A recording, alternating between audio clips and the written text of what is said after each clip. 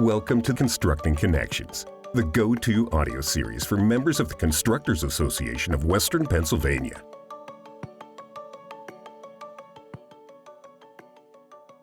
Hello, everyone, and welcome to Constructing Connections.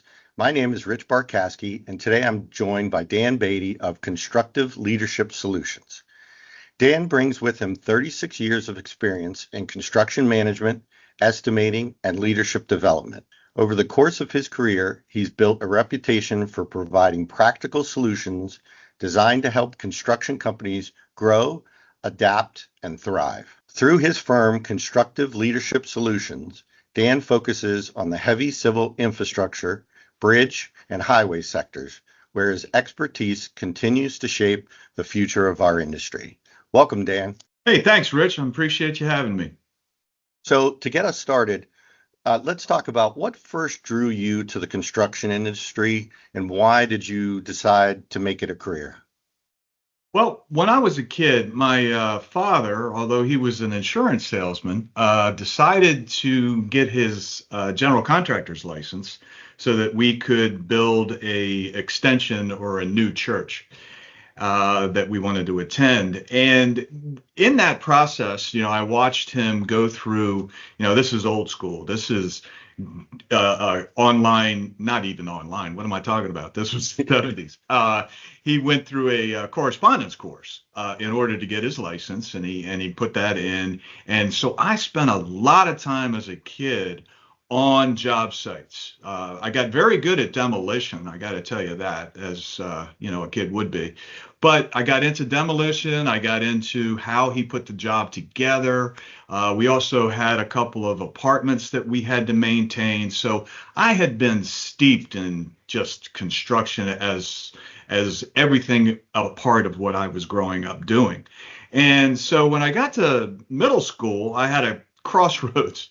This is going to sound a little crazy, but it was I wanted to either pursue the theater or civil engineering. And because my parents were very practical, they helped me decide to go the practical way. And I have been in the business ever since. So even though technically I say 36 years, in honesty, since a young person, you could probably put it closer to 40. Okay, so definitely a lot of background in the industry or Yeah. hands-on different Right. things that you're doing. You have a parent that's in that kind of sector, and Right. that's what kind of spurred it along, which is It great. did. And also, the generation I come from, we were a lot more used to doing things in a more practical way, I guess, if you will. It's like, Mhm. oh, well, your career, like I said, you're at a crossroads, you make a decision. It made more sense to go in this direction. And I have no regrets. I think it gave me an incredible career, and I've enjoyed and loved the industry ever since I've been in it. And that's why even now, I'm trying to give back to it in any way I can to help the next generation of those come along. So walk us through your career path, because one of the things we like to talk about when we're doing our construction leadership council or talking to young people about careers in construction, I think the biggest thing that everybody wants to know is what is that path? And I think in the construction industry, sometimes when we talk about different trades and things like that, it seems like there might be only one path, but really looking at the construction industry, and maybe it's like this in other industries, but it seems like in construction, there's a lot of different paths and there's a lot of different opportunities. So you can be a laborer for so many years, then you could be a project manager, and then maybe you own the company. There's a lot of opportunities. So try to focus on that. Walk us through your career path. What were some of the pivotal roles or experiences that shaped your journey in construction? Well, I kind of look at it as if just like a three-act play, if you will. Act one was getting into the knowledge piece and getting the civil engineering degree and acting or during the summers and breaks. I was a part of an engineering firm that did testing. It's like compaction tests and concrete cylinders and things of that nature. So I was doing that on the off seasons. Also did some surveying one summer. But then I got out of school, and the first part of my career was in operations, project engineer, project manager, superintendent, that sort of thing. And I did that for the first, probably say 15 years of my career. And then once children came along, I needed to have a little bit more stability in my day so that I could be home a little bit more often. So I asked if I could transition into estimating. And that was a great opportunity for me to go into the second act of my career. And that was, all right, I'm going to estimate. I'm going to learn how to do pre-construction, all of the things that get a job from concept to construction, right? And then the third act is the act I'm in right now. It's, all right, I've spent the first part doing operations, then estimating. And by the way, I am a firm believer that if you're going to be an effective estimator, you really need to have that time in the field to see how work is actually done physically. Anybody that comes out of school and thinks that they're an estimator, I'm a little dubious. But then now Act 3 is I'm reaching back over the years of my knowledge and saying, all right, well, where are the gaps? Where are the things that I would have liked to have known as I was coming up and things of that nature? And that's where I am now. It's like, all right, I can help out with technical things. I can teach you to become an estimator. I can teach you to be a project manager. But then the other part of it is, well, one of the things that construction companies particularly, and also engineers and architects and people of that nature that are in the adjacent fields, is there's difficulty in communication. There's difficulty in team dynamics and things of that nature and the culture of companies. So that's what I'm focused on here in the last third. And I'd say, one of the pivotal moments in my career happened while I was still in operations. And that was the company I was working for at the time got involved with design build work. And this was at the turn of the century. This was like in 2000, and it wasn't as prevalent as it is now. And when that happened, it opened up a whole new world to me in the sense of everything that I had learned up to that point was, well, here's a set of plans, here's a set of specs, you break them down and you cost them out and you go build it. Now it was, oh, no, you're going to have a communication with an engineer and you're going to work on a design together, and then you're in collaboration with the owner. And that opened up a whole new set of information for me, right?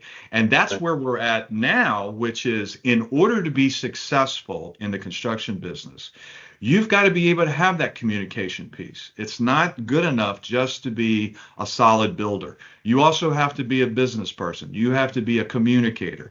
So you were talking about how different pathways for people to come into the business. Well, sure, you can be a worker in the field. You can work your way up that way. You can go engineering wise. You can certainly do that. But then there's also a lot of benefit for business people, business development, people that do graphic design, because a lot of these things require proposals that require maybe English majors. There are so many different opportunities in the industry that are definitely worth exploring.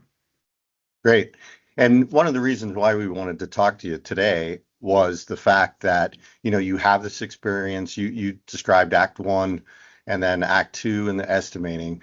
But, we hear a lot in career in general, we hear a lot of people talk about the fact that, there's a lack of those soft skills, like you're talking about communication. And that was one of the reasons why we wanted to talk to you, because recently you've made that transition, and not to steal your thunder, but we'll call it Act 3. So after decades in the field, you decided to start your own firm.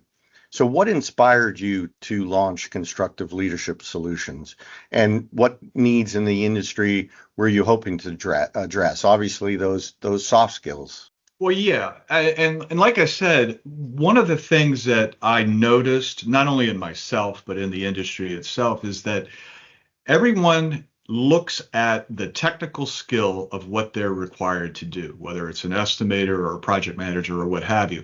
And that's where the focus is, the so-called IQ, your intelligence quotient. But I kind of think in terms of if you can visualize a Venn diagram where you got IQ in one circle and then it's overlapped with EQ, which is emotional quotient, right? Where they overlap. And then the final one is personality Q, where it's why do I do what I do? What do I bring to the table? And hopefully these are all the same size circles and they all converge at the same point. That's where you have balance. Most people are out of balance. And that's what gave me the idea to do this, is that a lot of people are over here with the IQ bubble being super big. That's what I focus on. I'm going to be the best estimator that there ever was. Well, unfortunately, as I've noticed, a lot of estimators are very good technically, but when you ask them to explain what they're doing or ask them to present maybe their concept to an owner or even during a bid review, they become very tongue-tied or they become very focused on their silo, right? And I felt like there's a gap. There's a gap in where those circles converge, right? So I wanted to say, you know what? There are not enough estimators out there, so I will help make one for you. Or there are not enough people to become project managers, so I'll help you do that. Oh, and by the way, if you already have a company where you have these people in place, how do they get along? How do the teams work together? How are they able to communicate the vision of what you're trying to do in a company? And that's where I try to make that overlap gap. So I kind of call it, this might sound a little crunchy to you, but it's a holistic approach that I like to take, where it's, right, hey, I'll come in and I'll help fix your technical wrench turning problems. But at the same time, the so-called soft skills, if you don't spend time with that, and I have to convince you that the ROI on updating yourself in that arena is worth it, then I can give you the best of both worlds if I'm fortunate enough. Let's put it that way. Right.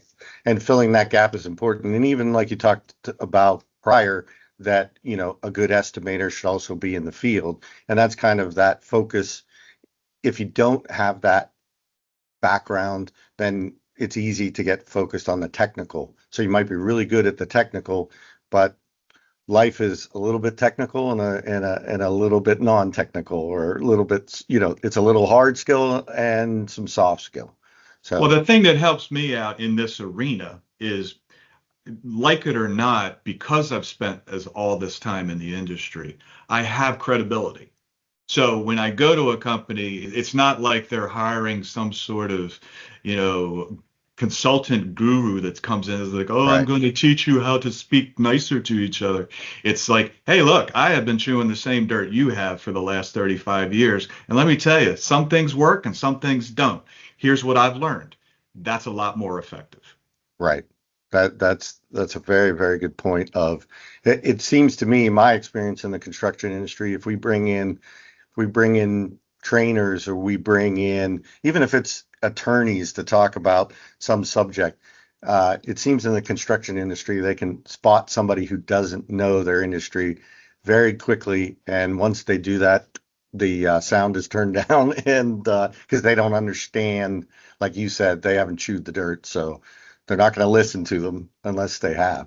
Do you take parenting advice from people who don't have kids? That's a very good point.